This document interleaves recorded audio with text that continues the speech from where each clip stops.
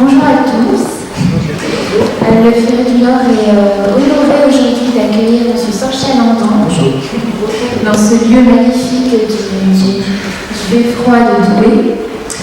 Alors Douai, récemment, il y a un roman qui a été adapté, le 4e mur, au théâtre municipal de Douai, dans le cadre du FIGRA. Alors M. Chalandan, on est honoré de vous recevoir aujourd'hui.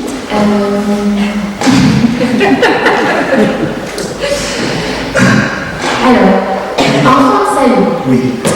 Après la légende de nos pères et profession du père, est-ce que enfant salaud est pour vous une façon de mettre un point final au cycle que vous avez consacré à votre père? Oui, on commence par la fin, mais bon, je vais plus revenir vous embêter avec ça. C'est-à-dire que les questions qu'on se pose depuis toujours, en fait, c'est-à-dire qu'est-ce qu'il avait fait de sa vie, qu'est-ce qu'il avait fait de sa guerre, j'ai enfin les réponses. Et je ne vais pas revenir là. Et j'ai les réponses, mais je n'ai pas les réponses dites par lui, j'ai les réponses dites par la justice, par la police, par la gendarmerie. Maintenant, il n'y a plus aucun doute. Alors, dommage, parce qu'il est mort. On va pas pouvoir échanger, mais c'est lui qui sert à échanger avec lui quand même, malgré le mort, parce que la littérature, ça peut permettre de faire relever un mort pour lui donner des comptes, ou en tout cas pour lui demander de s'expliquer. Mais ça y est, c'est-à-dire que j'ai devant moi en fait une grande incertitude. J'avais toujours cette idée, et maintenant après, peut-être que je vais retourner là dans l'enfance, retourner chez le père, retourner essayer de comprendre des choses, mais ça y est, effectivement, j'ai refermé le grand livre du père, il est refermé, et c'est assez bouleversant parce que peut-être que voilà, ça va s'arrêter là, je ne sais pas. C'est-à-dire que comme chacun de mes livres, en fait, pour ceux qui connaissent un peu ce que je fais, sont soit d'une blessure, soit d'un accident de la vie, soit la trahison en Irlande, le cancer, la guerre, la folie d'un père, Sabra et Shakila, etc. En fait, je n'en souhaite pas d'autres. Voilà, je ne souhaite pas d'avoir d'autres blessures à écrire. Et comme je suis très peu doué pour faire un roman, il se retrouvait avec sévère en courant sur le sable chaud, avec un coucher de soleil magnifique. Et soudain, elle regardait en me disant vraiment? Oui, je t'aime vraiment. Enfin, je n'aurais jamais venu vraiment plus ici avec ça. Donc voilà, donc je suis. Ça y est, c'est fait, c'est fini, je suis sur le flanc. Ça a été très, très douloureux, très difficile. Mais ça y est, je ne suis pas apaisé, mais c'est une chose qui est faite. Alors, dans vos précédents romans, depuis la légende de notre père, la figure de votre père apparaît. Dans Profession du père, effectivement, on découvre que vous avez un père mythomane qui se dit être résistant, il va vous relater ses actes de bravoure. Et dans Enfant salaud, un doute s'installe par rapport à sa position de résistant. Est-ce que vous pouvez nous expliquer ce qui s'est passé? Qu'est-ce qui a amené ce doute soudain? D'abord, ce qui a amené ce doute, c'est mon grand-père, son propre père. J'étais tout petit, j'avais 10-12 ans, et mon père avait cette habitude, il me racontait plein d'histoires de fou, en fait, d'histoires folles, mais je les suis après, je les compris après, parce qu'un enfant croit son père, quand il ne croit pas son père, c'est pas plus adulte, pas personne, et on est obligé de voir son père quand on est enfant, c'est ce que je croyais, c'est ce que j'espérais. Mais en tout cas, moi, comme enfant, j'ai été bercé par ses exploits. Donc, mon livre Profession du père, notamment, raconte que voilà, lorsqu'on était petit, moi j'ai un certain âge maintenant, mais quand on arrive le premier jour, on arrive en classe, on demandait nom, prénom, profession du père. Voilà, c'était comme le mère travaillait pas apparemment, parce qu'on demandait jamais la profession du père. Donc, voilà. Et j'avais mes amis, quand j'étais à Annecy, quand j'étais à Lyon, mes amis, ils écrivaient chaudronnier. J'avais un copain, son père était aiguilleur du ciel, c'était des métiers. Et moi, j'avais pas de métier à écrire. Mon père me disait, écoute, tu as qu'à écrire agent secret. J'écrivais agent secret, j'écrivais parachutiste, j'écrivais ce qu'il disait, pasteur presbytérien. Comment c'est écrit presbytérien? Et chaque année, c'était une douleur particulière parce que je sentais que le professeur ne me croyait évidemment pas, les élèves non plus. mais il ne pensait pas qu'il y avait un père derrière dans son. Je pensais que c'était un enfant qui mentait. Et donc, il m'a versé de ces histoires pendant toute une vie. Et en plus, ce qui couronnait le tout toujours, c'était, alors il était l'amant d'Edith Piaf, il avait écrit complètement la chanson, il était professeur de judo. Tellement bon que des avions de judoka venaient de Tokyo pour le voir faire, parce que moi j'ai jamais vu sur un tatami, j'ai jamais vu habiller au judoka, jamais. Mais en tout cas, moi je le voyais. Et ce qui était le plus bouleversant dans cette histoire, c'était la guerre. Donc, il m'avait raconté qu'il avait été résistant. Voilà. Moi, je suis né en 52, on parlait encore de ça en 52. Puis il y a eu la guerre d'Algérie qui est venue un peu étouffer d'autres guerres, mais en tout cas, on parlait encore. Il y avait des questions qui se posaient, qui se posent plus du tout aujourd'hui. Entre enfants, c'est quelque chose de père pendant la guerre. C'est quelque chose qui existait encore. Et lui, donc, il avait été résistant, mais c'était pas très clair, c'était pas très net. Il disait qu'il avait été résistant. Quand mon lycée à Lyon, ça s'appelait le lycée de Mini, m'a été baptisé le lycée Jean Moulin, après l'entrée de Moulin au Panthéon. Donc, il a dit Jean Moulin, je l'ai bien connu. Et donc, le premier élément qu'il m'a donné, c'est qu'il avait été avec Jean Moulin à Lyon, parce que nous étions de Lyon, dans la résistance. Et pour moi, c'était immense. Mon père, agent secret, qui était avec Jean Moulin dans la résistance, il y a de quoi briller en société. Et moi, j'ai cru ça.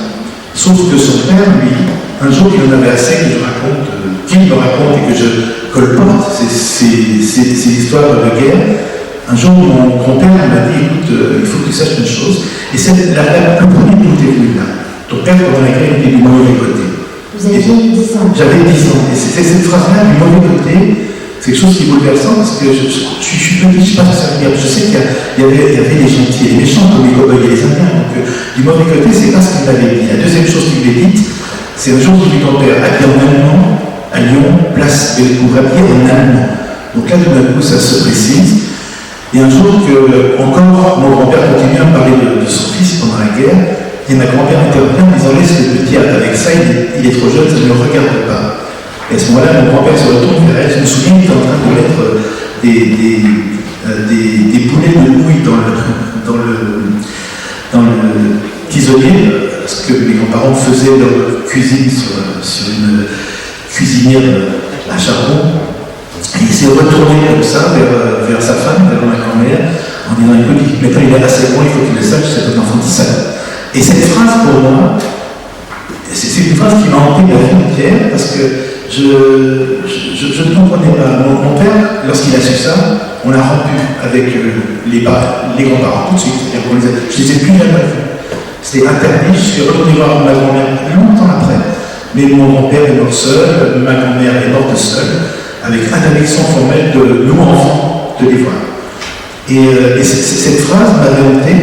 Et mon père a dit, enfin oui, il a dit en allemand, c'est vrai, bien sûr, mais sache que nous, les résistants, on s'habille en allemand quand on paie l'ennemi. Donc c'est ton grand-père qui est en train de perdre la tête, qui est en train de dire n'importe quoi, donc c'est moi qui ai la vérité, ce n'est pas l'ennemi. Donc moi, j'ai été exactement dans ces deux choses-là, jusqu'au procès d'Arabie.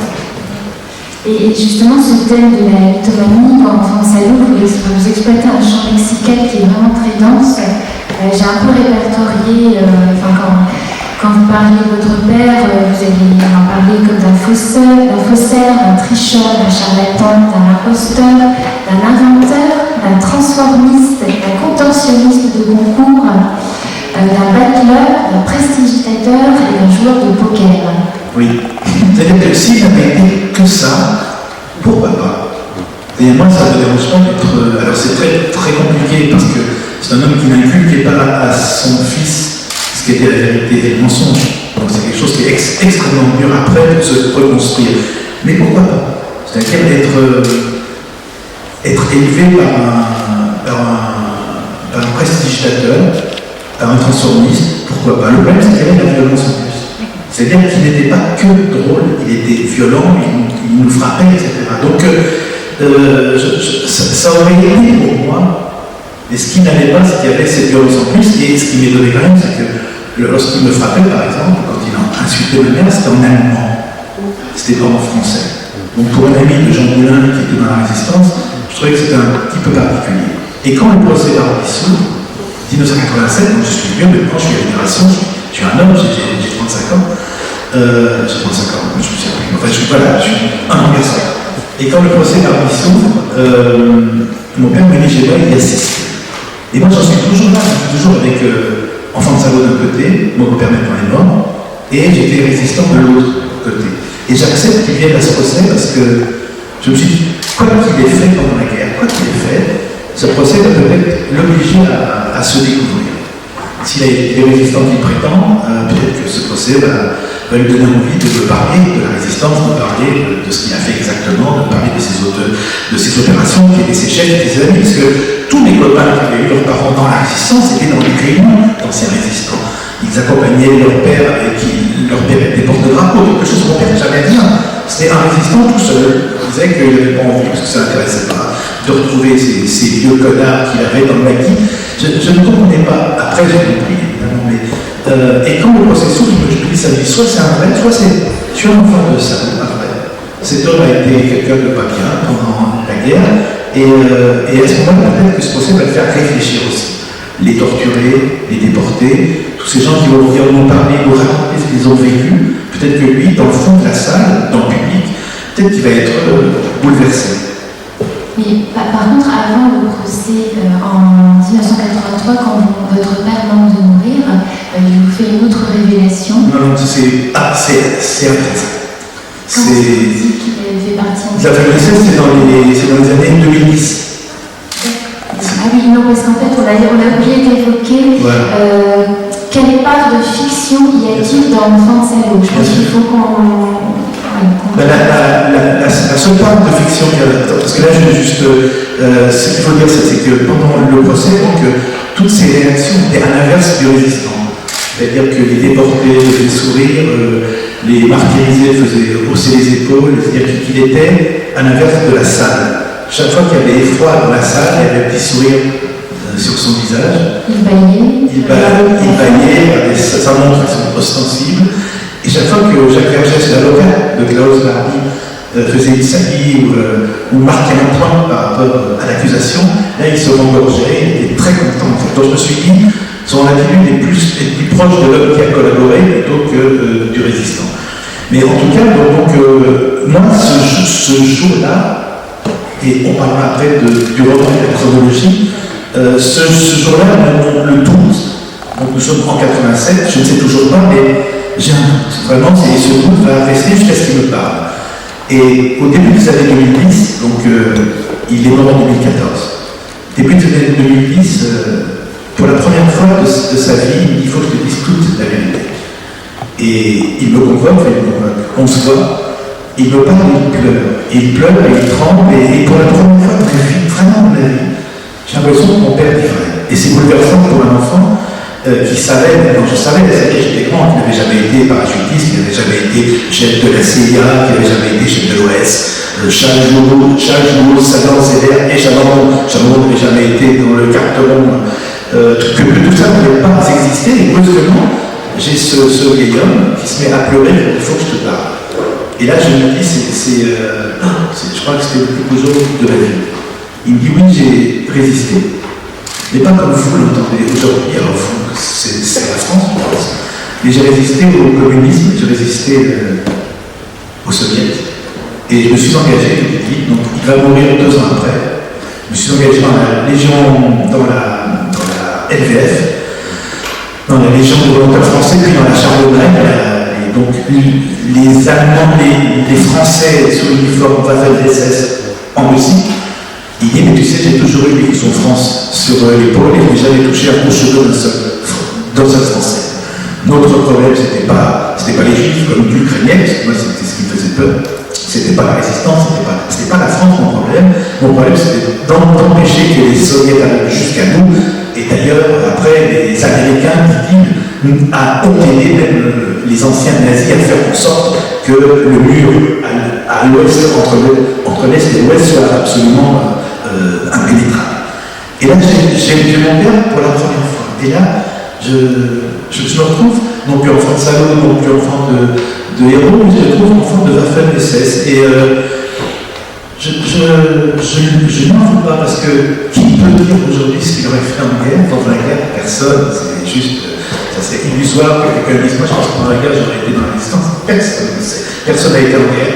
Moi je l'ai été pendant 22 ans, parce que j'étais reporter de guerre, et il se trouve que les héros étaient toujours les plus faibles, et les salauds ont souvent été les plus forts, et les plus ramnards, et les plus rouleurs comme ça, qui se sont comportés extrêmement mal sous le feu, mais en tout cas, je me retrouve avec un homme qui pleure, qui est mon père, et moi je suis prêt à tout lui pardonner parce qu'il a dit la vérité. Et oui, bon ben voilà, je suis un enfant de la FNSS, de la Charlemagne, et il me raconte, en pleurant toujours, comment dans ses bras, ses amis français mouraient, en criant, Jean, souviens-toi de nos visages, tout le temps nous sommes battus pour la France. Il raconte très bien, c'est-à-dire que je sens le feu, je sens les flammes, je sens la fumée, je suis bouleversé. Et il me mentait encore. Et il me mentait encore. C'est-à-dire que quand je découvre en 2020, en mai 2020, mon frère m'envoie ce qu'il appelle des vieilleries, des choses qui ne m'intéressent pas du tout, qu'il garde.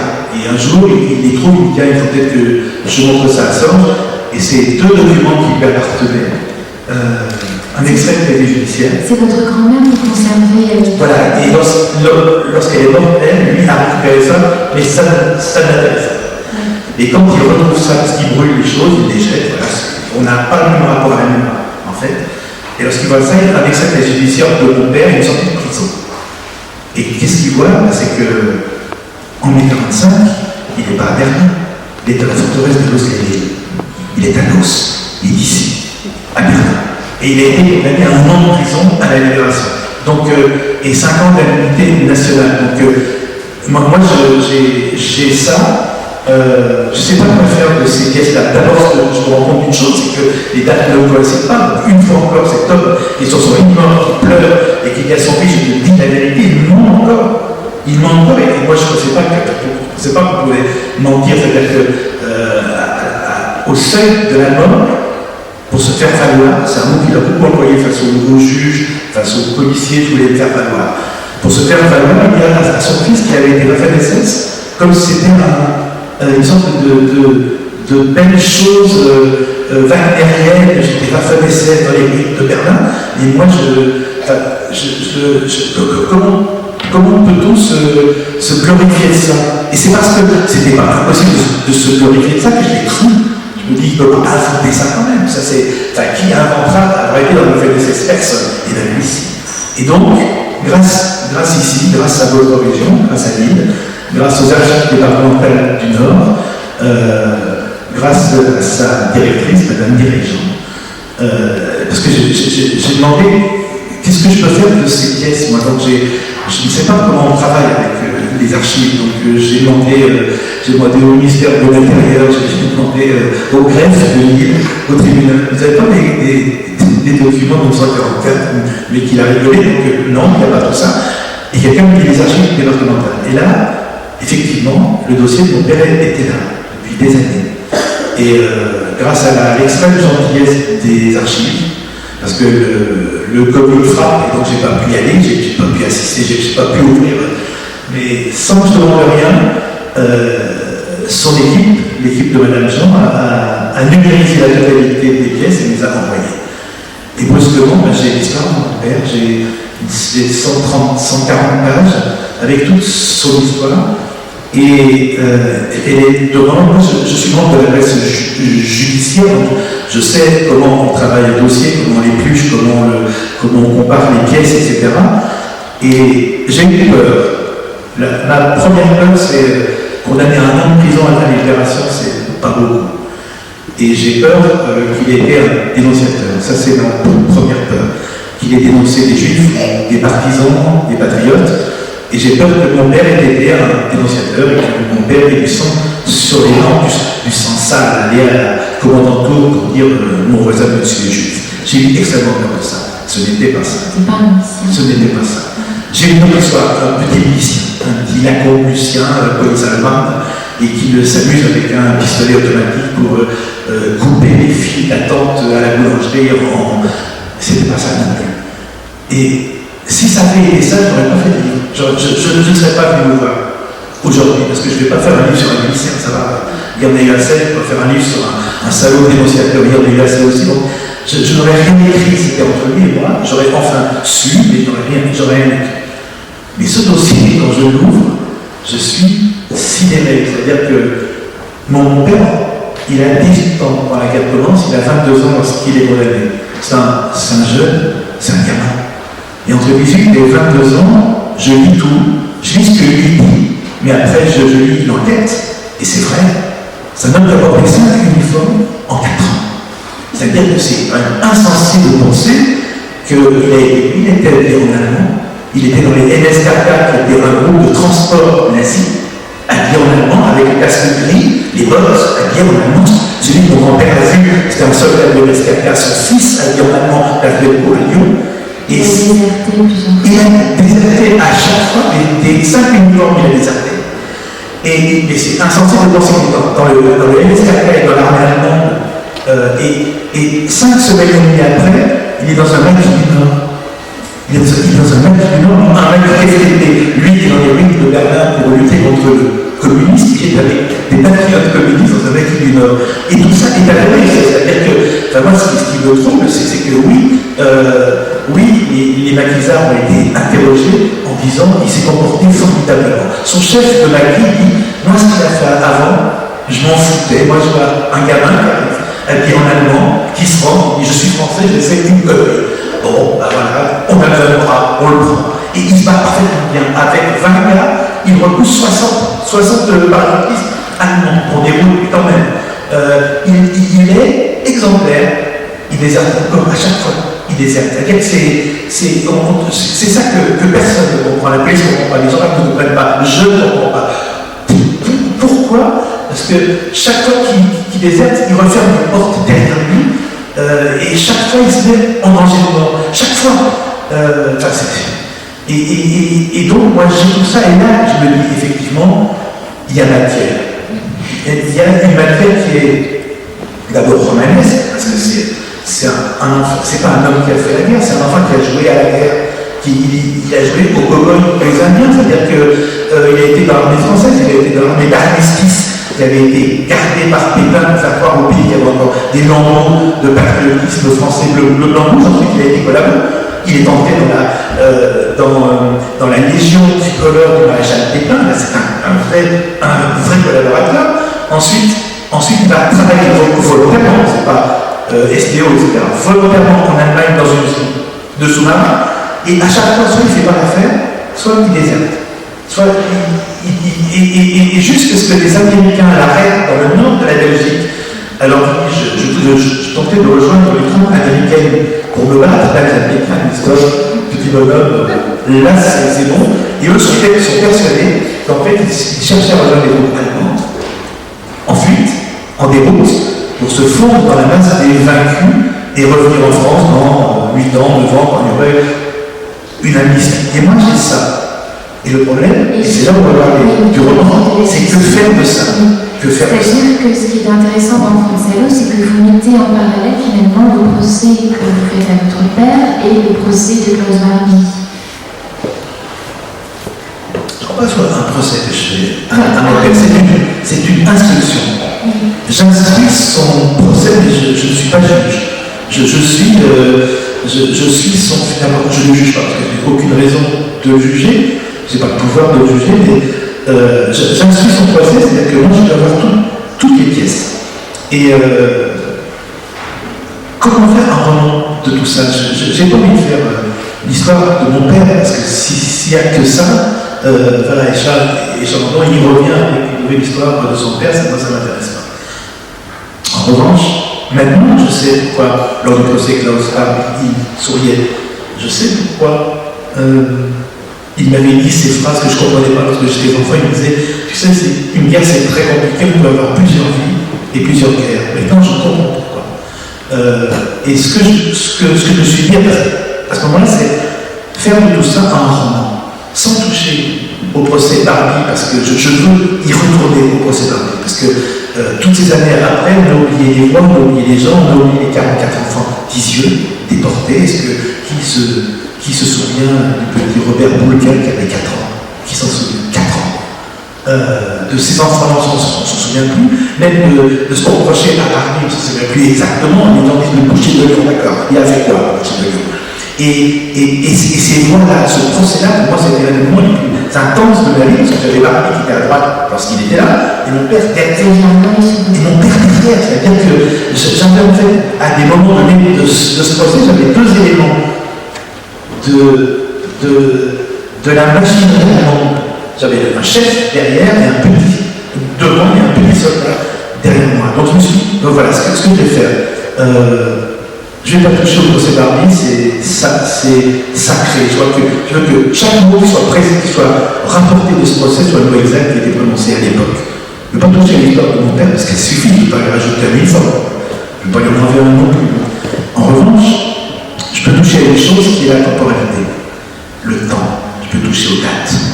Et c'est pour ça que j'ai écrit ce moment. Et si, quand le procès Barbie s'ouvre en 87, et si j'avais su tout ça?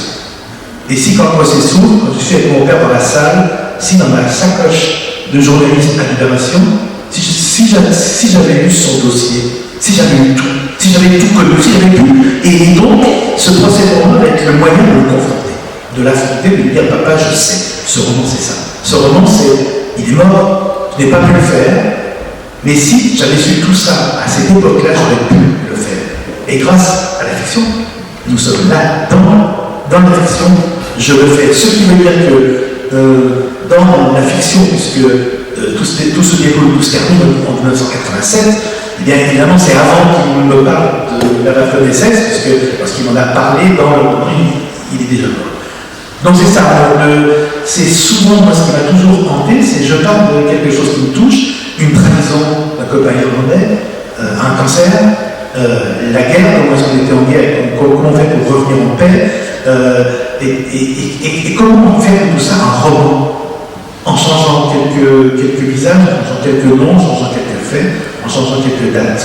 Mais le fond reste toujours quelque chose qui a existé. Pour moi, c'est extrêmement important. C'est-à-dire que alors, en même temps, très brièvement, je peux faire aussi une critique là. C'est que, alors je ne sais pas vous, j'espère pas, mais chaque fois que je suis dans un salon du livre, les gens me demandent aux auteurs est-ce que c'est vrai? Est-ce que c'est autobiographique? Est-ce qu'il y a de la réalité? Est-ce que c'est vrai? Et c'est terrible parce que, alors moi je trouve que je dis oui c'est vrai, c'est mon père, c'est mon cancer, c'est mon Irlande, c'est ma trahison, etc. Mais quand quelqu'un dit non, c'est un roman, ah, c'est inventé là. Oui, c'est un roman, c'est-à-dire que, je sais pas, c'est comme si on avait demandé à l'humain, mais avez-vous été mousquetaire? C'est-à-dire que moi, je me retrouve dans une situation qui est assez paradoxale jusqu'à présent. C'est que chaque fois, je peux dire oui, effectivement, je pars de là.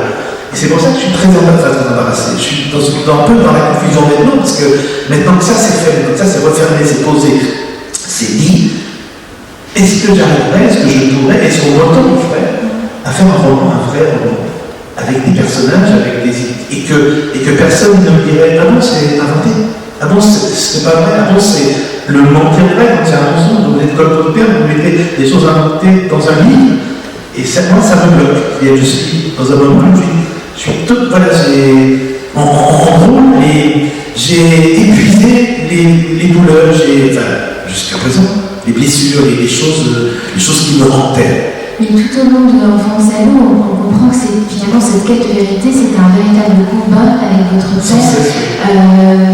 Il y a même un moment, il y a un geste violent par rapport à votre père. Vous évoquez même le terme de ring. Vous utilisez vraiment, nous étions vaincus tous les deux, lui pour m'avoir menti, moi pour l'avoir torturé. Donc il y a toute cette notion de combat qui est présente tout au long du roman. Alors, elle est présente tout le temps et en même temps, il se trouve que chaque fois que je fais un roman, ça fait le délice des lacaniens et des freudiens. Et je discute beaucoup avec des gens qui me disent, et là, sur ce roman-là, les gens me disent heureusement que vous n'avez pas eu ce dossier de son vivant. Parce qu'effectivement, si vous l'aviez eu de son vivant, vous auriez pu briser quelque chose. Ça aurait été une violence absolue pour lui et pour vous. Et quelqu'un m'a dit, mais est-ce qu'il était fort? Je dis oui, il aurait pu, me dit-il, et c'est quelqu'un qui est très, très calme, qui est un expert auprès des tribunaux, qui a vu des meurtres, etc. Mais ça, c'est un homme qui aurait pu parce que le roi était nul, parce qu'il a été démasqué, il aurait pu aller jusqu'à tuer, soit vous, soit votre mère, c'est-à-dire que, pour vous, que ça en soit resté là. Et je ne sais pas, mais je regrette quand même, moi j'aurais aimé voir dans ses yeux qu'il sache que son fils savait. Pour moi, c'est extrêmement. Parce que j'ai l'impression que jusqu'au bout, il nous a menti, il nous a trahi. Alors, il est mort dans son hôpital psychiatrique. Alors, les gens disent oui, mais c'est parce qu'il était fou. D'accord, mais il n'y avait pas que ça. Il y avait une sorte de perversité qui était extrêmement violente, extrêmement dommageable pour tout le monde.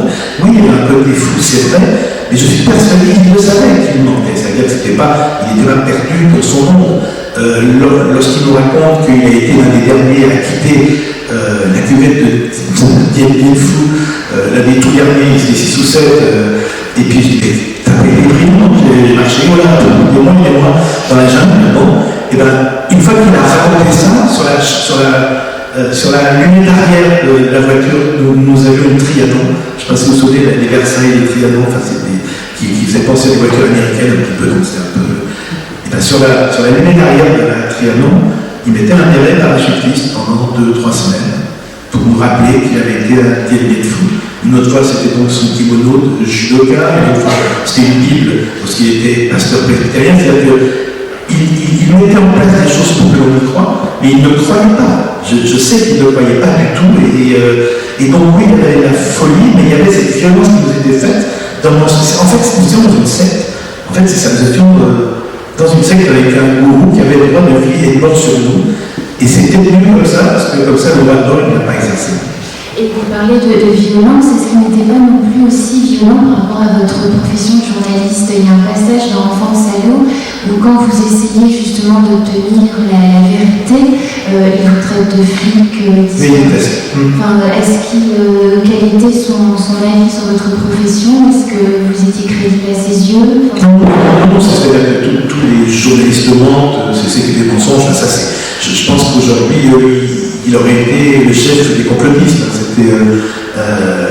Voilà, sauf qu'il n'y avait pas encore Internet, etc.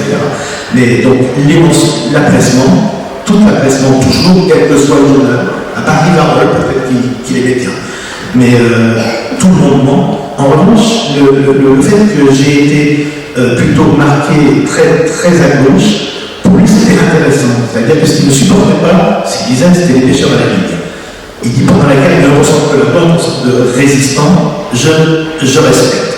Ce que je ne supporte pas, c'est ceux qui allaient à la soupe, dont le seul problème était comment acheter de la viande. Et ceux-là, je ne les aime pas. Et quand il me voyait, il savait que dans un passé lointain, que j'avais pu être arrêté après une manifestation, etc., il ne m'en voulait pas du tout. Il disait, c'est bien, tu défends tes idées, tu mets ta peau devant et tout. C'est le vieux côté macho, viril, voilà, c'est que nous aurions été dans un bombardement aérien ennemi, il me descend, il me salue avec une musique qui monte, plutôt wagnerienne. C'était, en fait, moi, dans toute mon enfance, dans ma chambre, il m'avait épinglé des photos de culturistes, des gens comme ça, puis il me disait, moi, tu fais tout ce que tu veux, mais je n'ai jamais fait la tête d'un intellectuel. Je dis, qu'est-ce que c'est un intellectuel? Il disait, c'est des têtes de cons là, qu'ils ont à Paris, on était à Lyon. Et donc, je me souviens, ce qui était tout le temps, moi, c'était, je jetais un coup de taureau. Ok? Et ça, je ne sais pas à quoi ça servait, mais lui, ce qui était important, c'était la physique, c'est le physique, la violence physique et la peur physique qu'il pouvait inspirer. Comme il ne maîtrisait pas les mots, la seule violence qu'il pouvait donner, ce n'était pas la violence des mots, c'était pas la violence de l'argumentation, la violence de la dialectique. Oui, c'est-à-dire que comme ça c'est la phrase qui m'a fait dire qu'il faut absolument que j'écrive ce livre, c'est qu'il fait une très belle lettre à son juge, donc il est emprisonné, et il va être reçu parce qu'il ne l'est pas. Voilà, le juge t'a à recevoir. Il fait une lettre et qui se termine par veuillez pardonner, monsieur le juge, mon pauvre style, car je suis un soldat, pas un lancier. Et je pense que c'est pour moi, parce que j'ai lu ça, et hop, il faut impérativement que ça ne se perde pas. Moi, il y a un passage qui m'a beaucoup touchée. On parle de traître, de salaud, et il y a un moment, vous dites le salaud, c'est le père qui l'a trahi.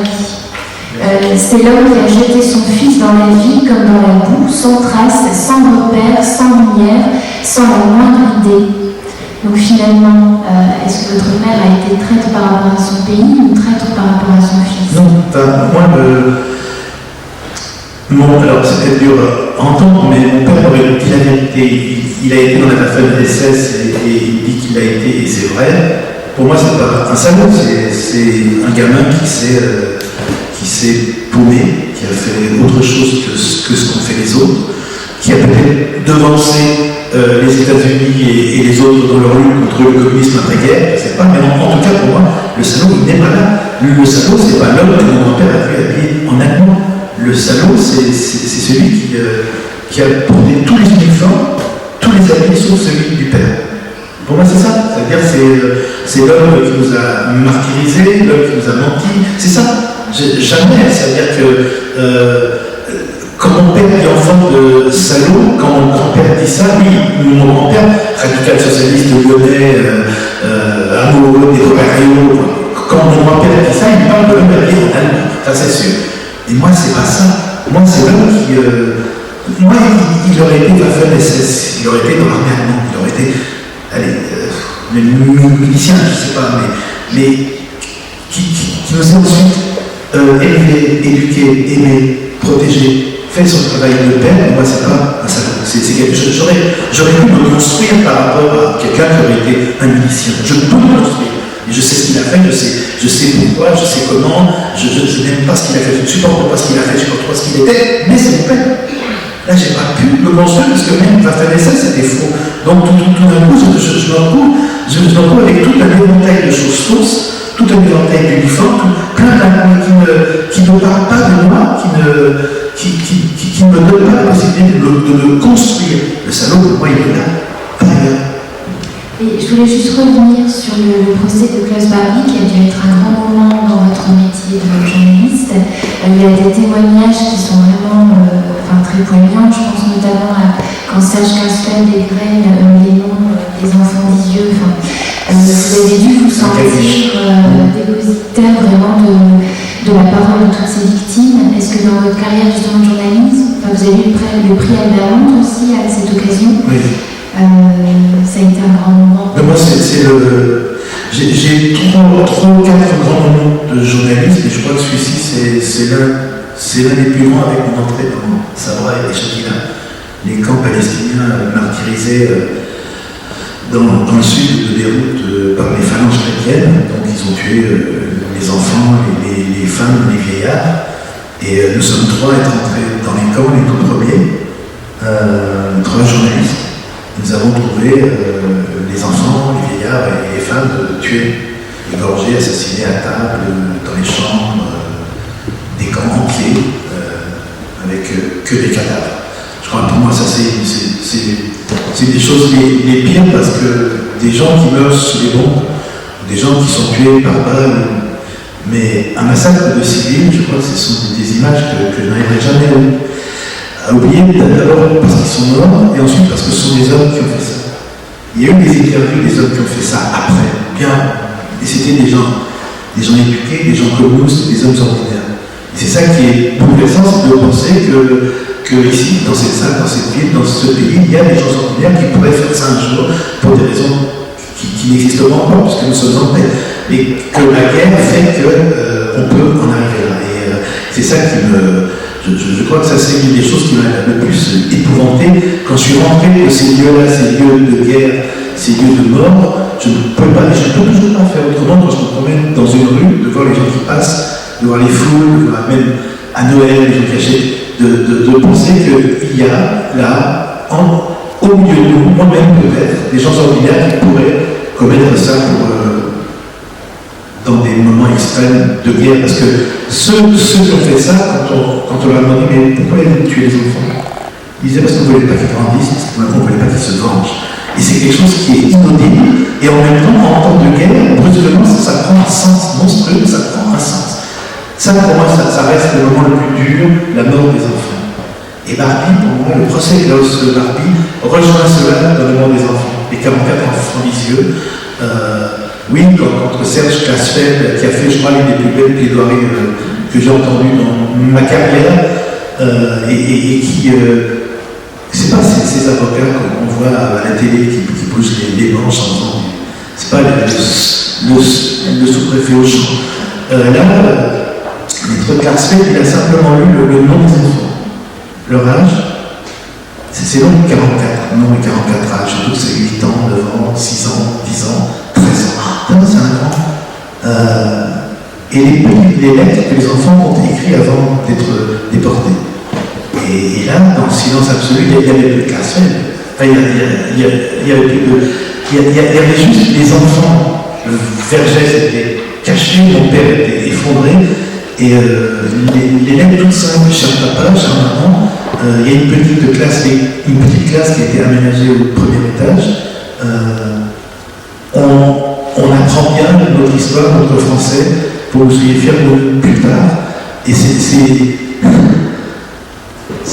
ne suis pas sorti intact de ce procès. C'est-à-dire que nous savions tous que c'était la dernière fois que les gens viendraient nous parler, que la plupart sont morts maintenant. Même la grande Geneviève Tonneuse de Gaulle, la grande petite dame qui sort, qui témoigne et qui s'effondre sur les marches du palais, une crise après son témoignage. Donc pour moi, ce procès auquel mon père a assisté, je voulais y retourner. Je voulais que les enfants disent, je voulais en reparler. Et je ne savais pas comment. Et je pense que quand j'ai eu l'histoire de mon père, j'ai envie que mon père, j'ai imaginé mon père qui marche sur une avenue comme ça et 44 gamins qui lui parlent au passage. C'est ça aussi mon livre. Avant de laisser la parole peut-être à Aline et au public, moi il y a la figure de votre mère qui m'intéresse. En fait, votre mère, à chaque fois que votre père pouvait faire acte de violence ou vous mentir, elle avait cette phrase dans Profession du père, tu connais ton père. Votre mère est effacée constamment dans les romans. Quel rôle aurait-elle pu mener pour... Ça, je ne peux pas être à sa place. Moi, ce que je sais, c'est que c'est une martyre. C'est une femme martyre. Une femme battue et qui n'a pas aimé jusqu'à défendre ses enfants. Voilà. Donc, je ne peux pas lui en vouloir. Elle est vivante encore. Je pense que ça, je garde encore un peu, peut-être, l'idée ou l'espoir de faire quelque chose un jour, je ne sais pas encore. Mais en tout cas, elle est, toute sa vie, elle a eu peur pour elle, plus que pour nous, je pense. Et lorsqu'il se dressait contre nous, elle s'enfuyait. Et juste, peut-être, moi, ce que j'aurais aimé quand essayer le thème de profession du père, du livre, quand mon père m'avait fait croire qu'il était l'un des chefs de l'OAS et qu'il fallait tuer De Gaulle. C'était juste après l'attentat du Petit Canard contre De Gaulle. Il dit voilà, on va tuer De Gaulle, nous, l'OAS, et on a besoin d'un enfant pour s'approcher au plus près du général. Et pendant 4 semaines, il m'a dit que ça serait l'enfant qui tuerait De Gaulle. Et pendant 4 semaines, il m'a fait répéter sans cesse, nuit et jour, l'assassinat. Donc comment je devais arriver dans son dos, le dos de Gaulle, hurler De Gaulle qui se retourne, que je lui répète cette phrase qui me faisait répéter sans cesse, l'OS frappe où, quand et qui il veut. Il m'a fait écrire au tableau, il m'a fait écrire dans les rues, il m'a fait répéter l'OS frappe où, quand, qui il veut, et encore l'OS frappe. Tout ça en pleine nuit, fortement. Et ma mère entendait tout ça. Et ma mère entendait tout ça, c'est-à-dire que juste à un moment donné, elle serait venue me voir en disant écoute, ne crains rien. Tout ça, c'est n'importe quoi. Juste ça. Quel temps qu'il soit parti, je n'aurais jamais trahi sa parole à elle. Mais juste qu'elle se penche vers moi en disant ne t'inquiète pas. Or, ce qu'elle faisait, la fois où je lui ai dit maman, mais j'ai peur de tuer De Gaulle, j'ai peur de tuer un homme, parce que je suis un collégien, j'ai 13 ans. Et tout ce qu'elle m'a dit, c'est que c'est moi, la politique. Voilà. Et ça, c'est... Donc, je n'ai pas quelqu'un en face de moi qui me dit c'est un rêve, c'est un cauchemar qui va se terminer, ne t'inquiète pas. Parce qu'elle a tellement peur, que même si mon père sait que j'ai dit ça, il peut exploser, et il explose souvent, qu'elle baisse la tête et elle ne dit rien. Donc c'est une femme qui est passée à côté de tout, sa vie entière, sa vie durant, et qui c'est-à-dire qu'il y avait d'un côté le fou, le violent, le brutal, et de l'autre côté, il n'y avait même pas la main du monde. Et ça, c'est terrible, parce que, et c'est ce que j'ai beaucoup aimé, malheureusement, ce film a été assassiné par le Covid, mais dans Protection du Père, le film de Jean-Pierre Améris avec Benoît Poulvord dans le rôle de mon papa, et ça, il est assez formidable. Jean-Pierre Améris, le réalisateur, a mélangé quelque chose qui va très bien. C'est-à-dire qu'il a mélangé ses parents et mes parents. Donc, Poulvord, c'est ma mère, moi c'est mon père, exactement mon père, mais Audrey Dana, qui joue le rôle de la mère, est plus proche de sa propre mère. Et donc, dans ce film-là, et ça me rassurait vraiment, l'enfant a quelqu'un à qui, non pas quelqu'un qui lui dit que tout ça est faux, évidemment pas, mais il peut se réfugier dans son cou, il peut se réfugier dans ses bras. Et ça, pour moi, quand j'ai vu ça dans le film, ça m'allait très bien, parce que c'est exactement ce qui m'avait manqué. Juste un coup de mère, des bras de mère, et avec ça, je pense qu'avec son cou, ses bras, et juste une parole, ne t'en fais pas, je pense que j'aurais pu traverser l'enfer sans aucun problème. Mais j'ai pas eu ça.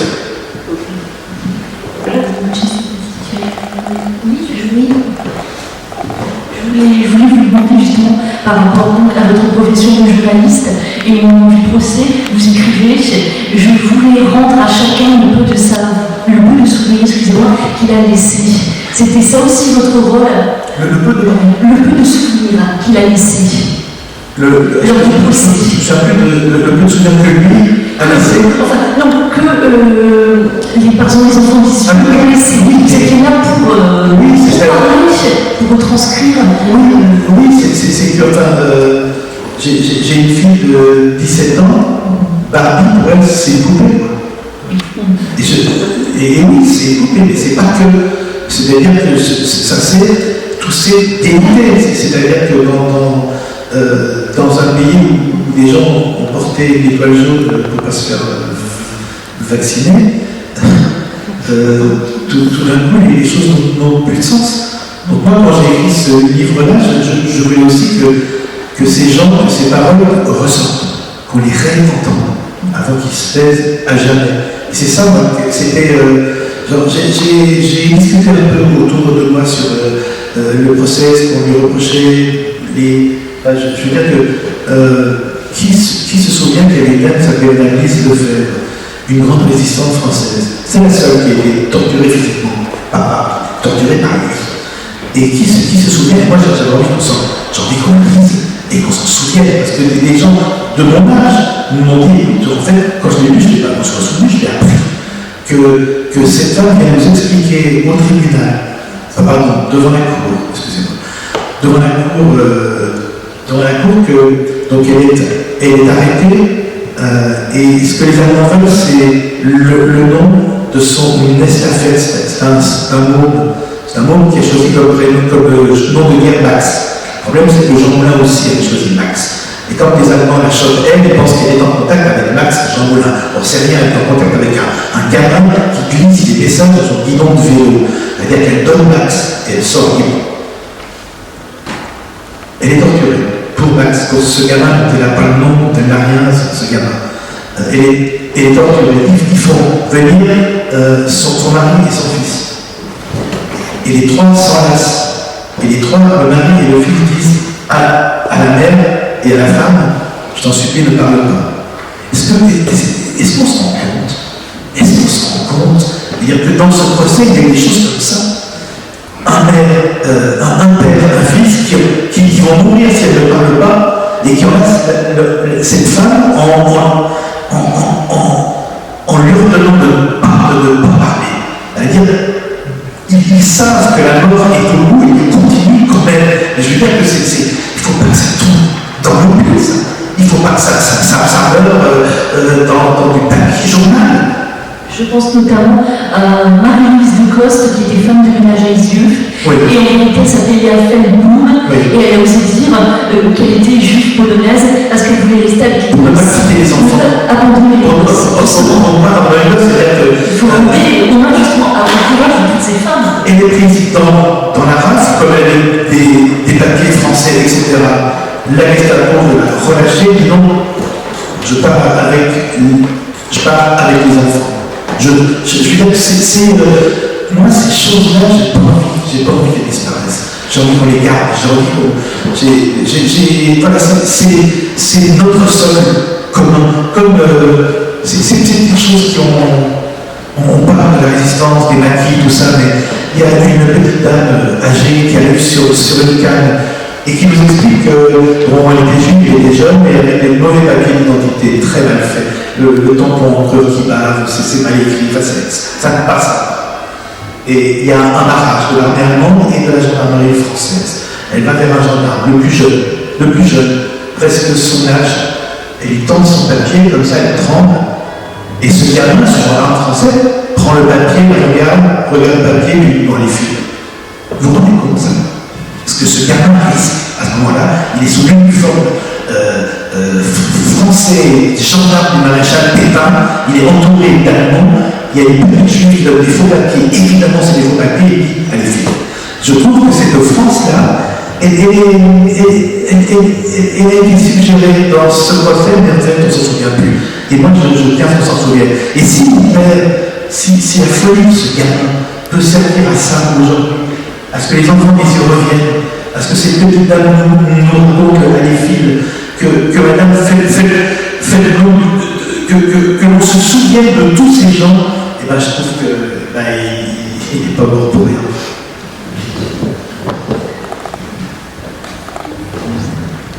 Son Chalandon, merci.